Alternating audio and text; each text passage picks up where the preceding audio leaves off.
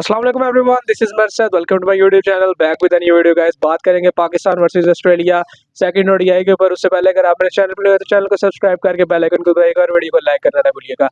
आज मेरे साथ वीडियो में मेरे बहुत ही प्यारे दोस्त बिलाल साथ मौजूद है वीडियो में और इनसे हम जो है डिस्कशन करेंगे। तो बिलाल बताइए कि कैसे रही है आपकी फीलिंग्स, पाकिस्तान इतने अरसे के बाद इतनी बड़ी फतह मिली है, तो आपकी क्या जज्बात है वो शेयर करें। अ, वैसे तो कोई एक्सपेक्टेशंस नहीं थी ऑस्ट्रेलिया की पिच, क्योंकि काफ़ी ज़्यादा मुश्किल होती है और पाकिस्तान जिस रफ पैच से गुजर रहा था, ऐसा लग नहीं रहा था कि हम लोग ऐसी परफॉर्मेंस दे सकते हैं। लेकिन लास्ट मैच में जो रिजवान ने इंटेंट शो किया अपनी कैप्टेंसी के साथ, तो उससे फील आउट ये हो रहा था कि हम लोग एटलीस्ट सेकंड मैच में कुछ ना कुछ करेंगे।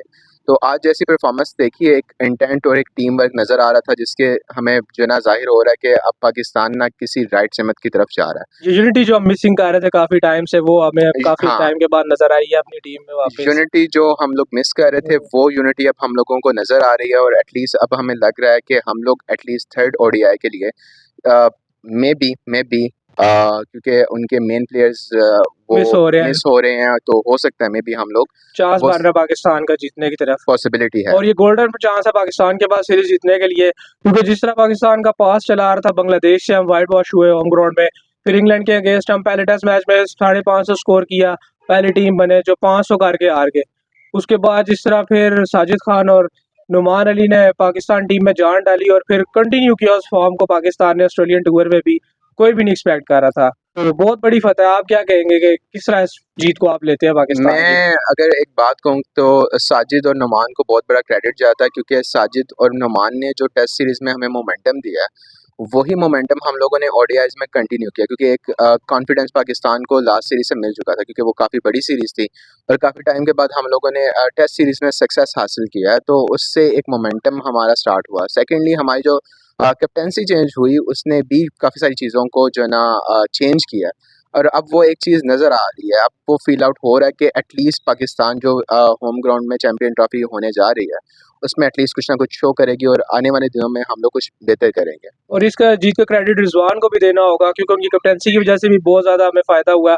उन्होंने जिस तरह बॉलर्स को यूज़ किया, यही बॉलर थे जिनका काफ़ी नाम भी रखा जा रहा था। हारिस रऊफ को टेपिया कहना शुरू हो गए थे, शाहीन अफरीदी को कहने लगे थे कि फारिग हो गए। अब ये वही बॉलर थे जिनसे रिजवान जो है वो परफॉर्मेंस लेके दे रहे हैं टीम को। तो क्या कहना चाहेंगे आप इस पे कि यार कैप्टेंसी से बहुत ज़्यादा फ़र्क पड़ा पाकिस्तानी टीम को? कैप्टेंसी से हमेशा से हर टीम को ही जो ना फ़र्क पड़ता है। ऐसा कह सकते हैं कि बाबर आजम ने भी जो स्टार्ट में कैप्टेंसी करते रहे हैं, उसमें जो मैं अपनी तरफ से कह सकता हूँ, बाबर आजम अपने बॉलर्स को उस तरह से यूटिलाइज़ नहीं कर सके जिस तरह से मोहम्मद रिजवान कह रहे थे। हम लोग देख सकते हैं कि जो फर्स्ट ओडीआई हुआ था, उसमें जो इंटेंट था रिजवान का, वो ये नहीं चाह रहे थे कि उनकी जो गेम है वो 50 ओवर्स तक जाए। वो यही चाह रहे थे कि वो अपने मेन बॉलर्स को यूटिलाइज़ करें, जितना भी उनसे जो ना वो ले सकते हैं परफॉर्मेंस, वो उनसे लें और वो मैच को फिनिश करें विदिन 40 और ओवर्स। इस मैच में भी इवन के आप देखें कि जिस तरह मैक्सवेल को आउट किया, हारिस रऊफ को उन्होंने कंटिन्यू करवाया और लेकर आए उस मौके पे दोबारा, उन्होंने उसको जाने नहीं दिया। मैक्सवेल को जो था वो स्पिनर को अटैक उन्होंने शुरू किया, रिवर्स स्वीप पे छक्का भी पड़ा एक। तो उसके बाद जब वो हारिस रऊफ को दोबारा लेकर आए तो हारिस रऊफ ने आते साथ ही फिर उनकी विकेट भी ले ली। तो ये चीज़ बता रही थी कि जो रिजवान है वो बिल्कुल भी ढीले नहीं हुआ। जिस तरह पाकिस्तान होता था कि अच्छा स्टार्ट ले लिया, कभी मैच के मिड में जाके अच्छा कर लिया, लेकिन फिर एंडिंग अच्छी नहीं हो रही थी, मैच की ग्रिप लूज हो जाती थी काफ़ी टाइम पे। तो उस पे आप क्या कहेंगे कि यार रिजवान ने कैप्टेंसी बहुत अच्छी की है, और एक चीज़ जो पाकिस्तान काफ़ी ज़्यादा लैग कर रहा था ना, एंडिंग को बेहतर करने की कोशिश की है। तो इस मैच में भी हमने देखा और पिछले मैच में भी था, उसमें हमारी थोड़ा सा लूज हो गया ग्रिप। अगर वो मैच भी जीत जाते तो भी हम ये सीरीज जीत जाते। तो अभी आप क्या देख रहे हैं फ्यूचर में कि पाकिस्तान अभी T20 सीरीज में क्या करेगा, और अभी जो थर्ड ओडीआई है उसमें आप क्या कहेंगे कि पाकिस्तान के चांसेस हैं कि नहीं है? देखें, जो रिजवान ने first of all Haris Rauf को उस क्रूशियल स्टेज के ऊपर जाके ओवर दिया है, वो काफ़ी रिस्की टेक था उस टाइम पे, और आई थिंक सो कि वो हारिस रऊफ को भी क्रेडिट जाता है कि उसने उन्हें परफॉर्म भी किया और उस मेन विकेट को उस टाइम पे लिया, क्योंकि अगर मैं कहूँ कि मैक्सवेल वहाँ पे सेट हो जाते तो मैच जा सकता था, आई कैन से कि आपके 5 से 10 ओवर में आपका मैच हो सकता है टोटली चेंज हो चेंज जाता है, हो और जाता। अगर ऑस्ट्रेलिया वहाँ पे 200 अबव कर देती तो पाकिस्तान के लिए काफ़ी ज़्यादा मुश्किलात खड़ी कर सकती थी। तो अब जो मुझे नज़र आ रहा है, जो इंटेंट नज़र आ रहा है, जो हम लोगों ने 2 ओडीआईज़ में किया है ऑलरेडी, तो मुझे लगता है कि जिस टीम के साथ ऑस्ट्रेलिया थर्ड ओडीआई खेलेगा, हमारे पास काफ़ी ज़्यादा बेहतर चांसेस हैं कि हम लोग ये सीरीज़ जीत सकते हैं। लेकिन it's depend on the situation के ऑन द गेम डे क्या चीज़ें होती हैं, कैसे इम्प्लीमेंट होते हैं, जो प्लान्स हम लोगों ने, जो इंटेंट हम लोगों ने पहले 2 मैचेस में शो किया, क्या वो हम लोग दोबारा शो कर सकेंगे? अगर तो वो सारी चीज़ें बाय द प्लान जाती हैं, तो आई थिंक सो कि हम लोग इस सीरीज़ को जीत सकते हैं। और व्हिच अभी इज़ जो द ये ओपनर्स को भी लेके जो एक बात चल रही थी कि ओपनिंग भी चेंज होने लगी है, तो इस मैच में स्टार्ट में तो हमने देखा कि ओपनर्स ने थोड़ा बहुत स्ट्रगल किया, लेकिन उसके बाद जिस तरह साइम अयूब ने बैटिंग की बहुत ही ज़बरदस्त थी। और फिर अब्दुल्ला शफीक की बात करेंगे, उन्होंने भी अच्छी बैटिंग की, 64 उन्होंने किए, 82 जो थे वो साइम अयूब ने किए, 15 फिर बाबर आजम ने भी कर दी और उन्होंने जिस तरह छक्का मार के फिनिश किया, उसके बारे में फीलिंग्स के बारे में बताएं कि भाई बाबर आजम को बहुत अरसे से सारे मिस कर रहे थे उनकी बैटिंग, और अभी उन्होंने आके जिस तरह जंपा को छक्का मार के मैच फिनिश किया, वो एक अच्छी चीज़ थी। तो आप बताएं कि आपको कैसा लगा बाबर का वो छक्का, मैं सारे मिस मैं कर रहे मैं थे। तो रियली जो सीधी-सी बात करूँगा कि साइम अयूब के लिए, क्योंकि उसका काफ़ी रफ़ पैच जा रहा था, तो उसके लिए ये इनिंग बहुत ज़्यादा क्रूशियल थी। मेरे ख़्याल में उसको इस इनिंग के बाद काफ़ी अच्छा कॉन्फिडेंस मिलेगा, क्योंकि उसका टी20 भी कुछ अच्छा नहीं जा रहा था। टेस्ट सीरीज़ हम लोगों ने देखी है, वो भी कुछ अच्छी नहीं गई। उसकी इस परफॉर्मेंस के बाद उसके अंदर एक कॉन्फिडेंस आएगा। Same goes for the Abdullah Shafique as well.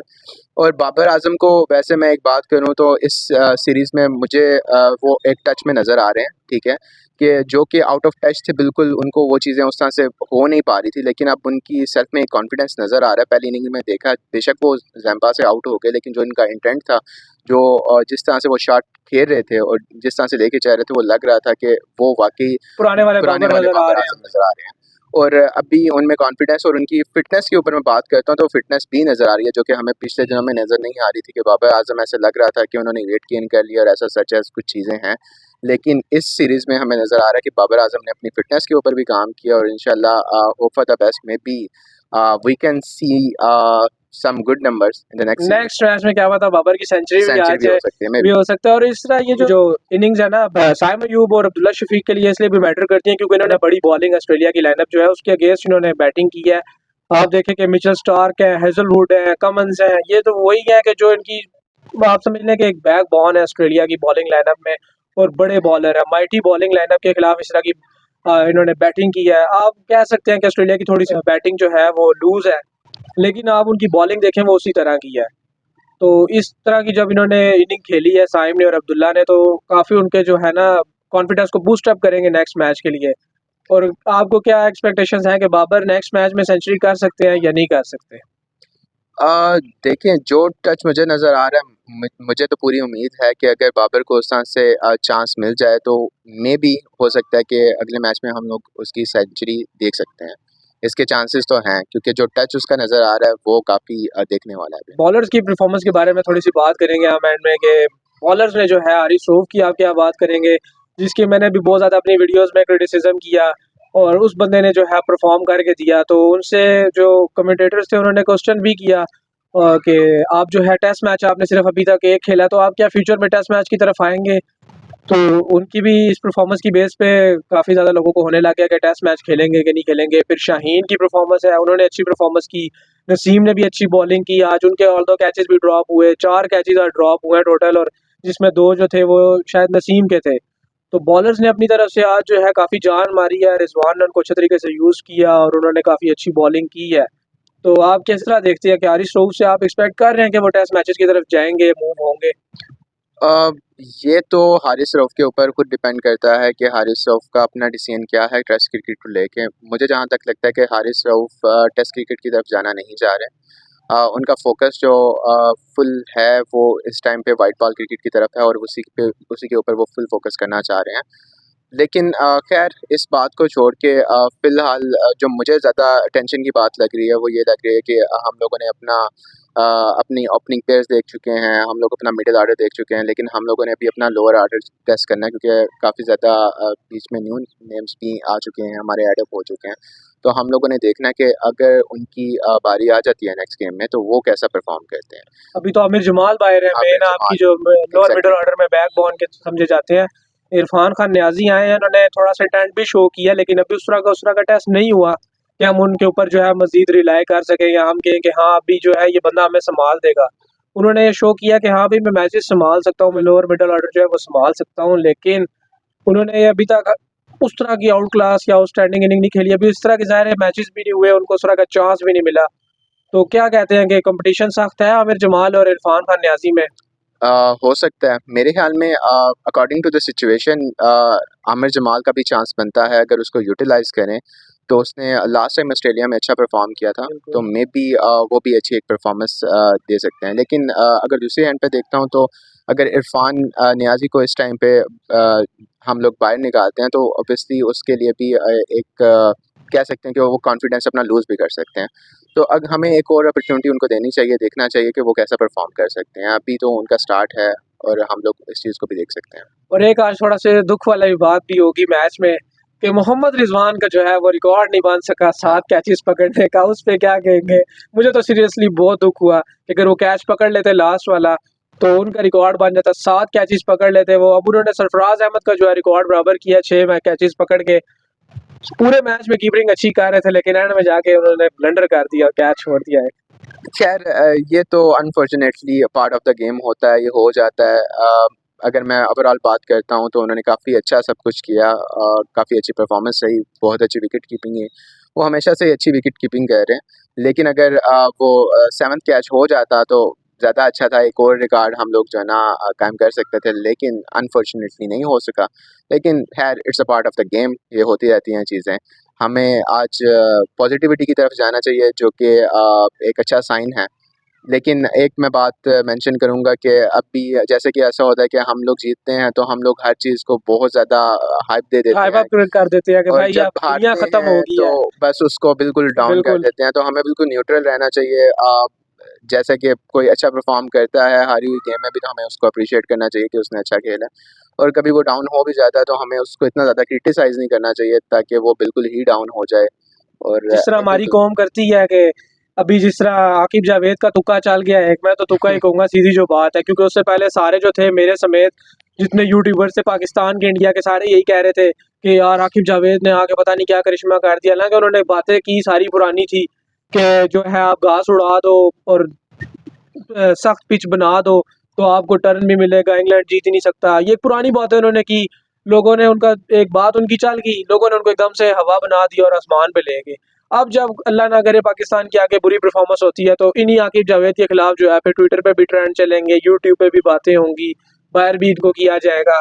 और अलीम डार को जब इन्होंने सिलेक्शन कमेटी का हिस्सा बनाया तो उन पर भी बातें हो रही थी, तो अब वो भी जो है कवर अप हो गया है।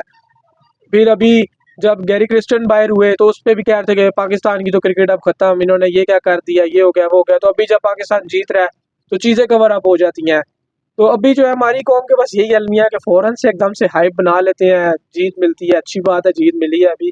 लेकिन मैं तो यही कहूँगा कि एकदम से हर चीज़ को नहीं उठाना चाहिए, थोड़ा सा हाथ जो है वो थोड़ा रखना चाहिए और चीज़ों को थोड़ा सा टाइम देना चाहिए। एकदम से ये नहीं कि आप लोग कहेंगे यार अब आपकी टीम हारी है तो एकदम से क्रिटिसिज्म के अंबार लगा दो और अगर जीती है तो एकदम से आसमान पे ले जाओ। अभी हम सीरीज नहीं जीते, ये फतह जो है बहुत बड़ी फतह है जो दूसरा हम वनडे जीते हैं, लेकिन यह है कि अभी तीसरा है और हमने सीरीज जीतनी है। ऑस्ट्रेलिया को होम ग्राउंड है, वो आपको सरप्राइज कर सकते हैं भाई। ऑस्ट्रेलिया है वो कोई छोटी मोटी टीम नहीं है, उनके जो यंगस्टर्स हैं वो भी हमें सरप्राइज कर सकते हैं। क्या पता उनके ओपनर्स में से जो है अनएक्सपेक्टेड बैटिंग कर जाए। हमारे भी बॉलर्स हैं ये एकदम से प्रेशर ले जाते हैं तो फिर इनके लिए भी कमबैक करना मुश्किल हो जाता है। मेरे नज़दीक जो सबसे बड़ी बात है कि हम लोगों की जो मैं पॉइंट आउट कर सकता हूँ कि आज भी ओवरऑल देखा जाए तो फील्डिंग बहुत अच्छी नहीं थी हम लोगों ने काफ़ी ज़्यादा इजी कैचेस ड्रॉप किए हैं और समटाइम्स हम लोगों ने देखा कि बहुत बड़ी बड़ी इनिंग्स जो है ना बिल्डअप हो जाती हैं एक कैच ड्रॉप एक करने कैच से ड्रॉप होने की और वजह वो से। ऐसी विकेट्स हम लोगों ने ड्रॉप की है जो कि ऑलरेडी प्रूव कर चुके हैं इंटरनेशनल क्रिकेट में कि वो क्या कर सकते हैं और हमें तो जो हमने कैचेस छोड़े हैं उनकी वजह से हमें कितना ज़्यादा नुकसान हुआ है। हमने एक हसन अली ने कैच छोड़ा था वर्ल्ड कप में 2021 के, फिर हम वहाँ से वो वर्ल्ड कप हारे। फिर एक दफ़ा राहत अली ने शेन वॉटसन का कैच ड्रॉप किया था 15 के वर्ल्ड कप में, अगर आपको याद हो। और फिर 2011 का वर्ल्ड कप था तो कमरान अकमल ने रॉस टेलर का कैच छोड़ दिया था और हमें न्यूजीलैंड वो मैच हार गया हम लोग। तो हमारे पास इस तरह की कितनी मिसालें हैं कि कैचेस छोड़ के हम मैचेस हारे हैं। तो हिस्ट्री जो है उससे सीखना चाहिए। और मैं तो यही कहूँगा कि नेक्स्ट मैच में कोशिश करें कि जो फील्डिंग है उसको थोड़ा सा बेहतर कर लें। बाकी जो है चीज़ें अभी ठीक ही चल रही है। बैटिंग का हमें था इशू पिछले जो पहला वनडे था उसकी वजह से, लेकिन इस मैच में जिस तरह उन्होंने बैटिंग की तो मोमेंटम थोड़ा सा बैटिंग में भी है। बॉलिंग में ऑलरेडी चल रहा था, पहले वनडे में भी अच्छी बॉलिंग की, दूसरे में भी की, तो तीसरे में भी आई होप सो ये इसी तरह जाएंगे। तो फील्डिंग जो है तीसरे में अगर ये थोड़ी सी बेहतर कर लेते हैं मजीद तो चीज़ें कवर अप हो जाएंगी। और ऐसा ही है बिल्कुल। वैसे मकसद मैं आपसे एक क्वेश्चन करूँगा कि नेक्स्ट चैंपियन ट्रॉफी आ रही है, व्हाट डू यू थिंक कि क्या चीज़ें हम लोग चैंपियन ट्रॉफी में पॉजिटिव कर सकते हैं जिसकी वजह से हम लोग एक अच्छा इंटेंट और एक अच्छी क्रिकेट यहाँ पे पेश कर सकें? हमें जो है अभी थोड़ी सी टीम में चेंजिंग्स करनी है इस हवाले से। मैं तो कहूँगा चैंपियंस ट्रॉफी के हवाले से अभी हमारे कैप्टन न्यू है, उनकी कैप्टनसी में हमें एतमाद तो है, लेकिन मैं अभी जो एक चीज़ देख रहा हूँ ना कि हमारे मिडल ऑर्डर में पावर हिटर्स नहीं है, और हमें जो है पावर हिटर्स की ज़रूरत है जो हमारे मिडल ऑर्डर को स्ट्रॉन्ग करें। और अभी देखें कि ये जो हमारी बॉलिंग हो रही है ना, ये ऑस्ट्रेलियन कंडीशंस हैं, इसलिए हमारे बॉलर्स को सूट कर रही है। जब पाकिस्तान में आएंगे सिनेरियो आपको इससे डिफरेंट मिलेगा, आपको स्पिनर्स भी एडअप करने होंगे इसमें। आप ये नहीं कह सकते कि आप जो है 4 फास्ट बॉलर्स लेके चले जाएंगे पिंडी की पिच पे या लाहौर की पिच पे तो वो आपको मैचेस जितवाएंगे, तो उसमें आपको एटलीस्ट 2 स्पिनर रखने होंगे। तो ये सोचने वाली बात है कि आप स्पिनर्स किसको लेकर आएंगे, इब्रार को लेकर आएंगे या उसके इब्रार के साथ जो है साजिद खान को आप जो है वनडे में लेकर आएंगे, क्योंकि उनके अलावा तो अभी मुझे इस तरह का कोई जो है वो स्पिनर नहीं लग रहा कि जो पाकिस्तान को रिप्रेजेंट कर सके इतने बड़े लेवल पे। तो ये पॉजिटिव चेंजेस हैं कि टीम में करें, और इंटेंट जो पाकिस्तानी टीम ने दिखाया वो बहुत अच्छा दिखाया। मैं इसी चीज़ को कहता था कि कंटिन्यू करें तो इन लोगों के लिए बेहतर है। वैसे मैं तो एक बात ये करूँगा कि साजिद और नुमान, मुझे नहीं लगता कि पीसीबी के प्लान आउट में कुछ ऐसा है कि वो साजिद और नुमान को वाइट बॉल क्रिकेट में यूटिलाइज करेंगे। पीसीबी के पास इस टाइम फर्दर ऑप्शंस मौजूद हैं, लेकिन द थिंग इज़ दैट कि अब मुझे लगता है कि अब टाइम आ चुका है कि अगर आपके पास आपने कुछ चैंपियन ट्रॉफी के लिए अगर प्लान आउट रखा हुआ है, तो अब अगर आप अभी से प्लान आउट करना स्टार्ट करेंगे उन स्पिनर्स को जिनको आप समझते हैं कि चैंपियन ट्रॉफी में मौका देना चाहिए, तो फिर आपको अभी से उनको खिलाना स्टार्ट करना चाहिए ताकि वो आगे जाके परफॉर्म कर सकें। और अगर आप प्लान एंड में बनाएंगे तो मेरे ख्याल में फिर उनको यूटिलाइज करना और उनसे उस तरह की परफॉर्मेंस लेना ये नहायत ही मुश्किल हो जाएगा। मैं तो यही कहूँगा कि अगर दोनों को, नुमान और साजिद को नहीं भी रखते तो साजिद को कंटिन्यू करवाना चाहिए, उनकी तो भी क्रिकेट बाकी है। नुमान का आप कह सकते हैं कि उनका एक एज फैक्टर है, टेस्ट में तो चलो वो चल जाते हैं, लेकिन मैं साजिद के साथ जाना चाहूँगा कि उनको कंटिन्यू करवाएं, उनको छोड़े मत। उनकी अभी एज है और उनकी फिटनेस भी इस लेवल की है कि आप उनको वनडे खिला सकते हैं, तो इसलिए उनसे कंटिन्यू करवाया जा सकता है। और बात आ वाली है कि अगर ये भी उनको मौका देंगे तो चैंपियंस ट्रॉफी के लिए एक टीम तैयार होगी। चैंपियंस ट्रॉफी में टीम जो है मोस्टली यही रहेगी, 1 से 2 चेंजेस होंगी, फ़खर आ जाएंगे, इरफान खान न्याजी बाहर चले जाएंगे, उनकी जगह शायद आमिर जमाल आ जाए या 1-2 स्पिनर आ जाए। तो फास्ट बॉलर्स में से 1-2 बैठेंगे, उनकी जगह 1 आधा या 2 स्पिनर एडअप होंगे। तो यही ज़्यादा से ज़्यादा चैंपियंस ट्रॉफी की चेंजिंग होगी, इससे ज़्यादा होने नहीं लगी, मुझे तो नहीं लगता। तो ये अभी चैंपियंस ट्रॉफी में थोड़ा सा टाइम है, 1-2 महीने है, क्योंकि फरवरी में स्टार्ट होगी। तो अभी ये नवंबर चल रहा है, दिसंबर है, फिर आगे जनवरी है, तो तकरीबन 3-1 महीने पड़े हुए हैं। तो उसका भी कुछ नहीं कहा जा सकता, उसमें भी थोड़ा टाइम है। और पाकिस्तान का तो आपको पता है कि यहाँ पे प्लेयर्स बहुत जल्दी इंजर्ड हो जाते हैं, तो एग्जैक्टली। इनके फिटनेस इशू भी चलते हैं। तो हमने ये भी देखा है कि वर्ल्ड कप से पहले जो प्लेयर्स टीम में थे वो वर्ल्ड कप के स्क्वाड में नहीं थे, हम्म। तो ये एक बहुत बड़ा फैक्टर है। इसलिए चैंपियंस ट्रॉफी पे इस वक्त बात करना मैं कहूँगा कि थोड़ा सा बहुत जल्दी है। अभी जब थोड़े मैचेस हो जाएंगे आगे जाके पता चलेगा, उस पर ही फिर हम कुछ बात कर सकेंगे। आई थिंक एक हसनैन को इस टाइम पे ओडीआई में मौका देना, that is a really positive sign कि अगर आपके फास्ट बॉलर्स में से, क्योंकि जहाँ तक मुझे लगता है कि हम लोग 4 बॉलर्स के साथ ऑब्वियसली ऑस्ट्रेलिया है नहीं है कि पाकिस्तान में जाएंगे। हम लोग हो सकता है कि 2 फास्ट बॉलर यूज़ करें या फिर 3 फास्ट बॉलर्स मैक्सिमम यूज़ करें। तो उसमें अगर कोई एक इंजर्ड भी हो जाता है या किसी को रेस्ट भी करवानी पड़ती है, तो अगर आपका हसनैन रिदम में है तो ही कैन परफॉर्म वेल। मैं वैसे देख रहा था, उसकी पेस भी अच्छी है, उसका रिदम भी अच्छा है। थोड़ा-सा उस बच्चे में थोड़ा-सा कॉन्फिडेंस और बिल्डअप हो गया इस सीरीज़ के बाद, तो वो अच्छा परफॉर्म भी कर सकते हैं इनके साथ। बिल्कुल, उनको रिजवान ने कॉन्फिडेंस दिया। देखें स्टीव स्मिथ का एलबीडब्ल्यू आज मिस हुआ, उसके बाद उन्होंने नेक्स्ट बॉल पर उनको आउट कर दिया। तो ये है कि आप अपने यंगस्टर्स को मौका दें, उनको कॉन्फिडेंस दें, तो वो आपको परफॉर्म करके देंगे। ऐसा नहीं है कि वो आपको नहीं करके देंगे, और उन्होंने ये प्रूव किया कि भाई उनके अंदर एबिलिटी है। और वो उनके एक्शन में भी बातें हुई, वो अपना एक्शन ठीक करके दोबारा आए। वनडे चैंपियंस कप था, उन्होंने उसमें भी performance the, bowler of the tournament बने। फिर अभी ऑस्ट्रेलिया के खिलाफ भी इकोनॉमिकल बॉलिंग करा रहे, बेतुके रन नहीं दे रहे। और कमेंटेटर्स भी थे, डिस्कशन कर रहे थे कि यार इसने काफ़ी चैलेंज दिया है ऑस्ट्रेलियन बैटर्स को, इतनी इजीली रन्स नहीं दिए। तो एक अच्छी साइन है पाकिस्तान के लिए कि हमें जो है वो प्लेयर रोटेशन मिल जाएगी। एक तो कि अगर कोई बॉलर अल्लाह ना करे इंजर्ड होता है तो उनकी जगह स्नेहर हमारे पास एक ऑप्शन होंगे, तो ये भी एक अच्छी चीज़ है। बाकी अभी और भी खेप पड़ी हुई है यंगस्टर्स की हमारे पास, उनको भी ट्राई करना है। अभी काफ़ी ज़्यादा को मौका नहीं मिला, तो यही है कि अभी चैंपियंस ट्रॉफी में थोड़ा सा आगे जाएंगे, टाइम गुजरेगा, उसके बाद ही कोई उस पर डिसीजन हो सकेगा चैंपियंस ट्रॉफी पर, उस पर फिर खुल के बात हो सकेगी।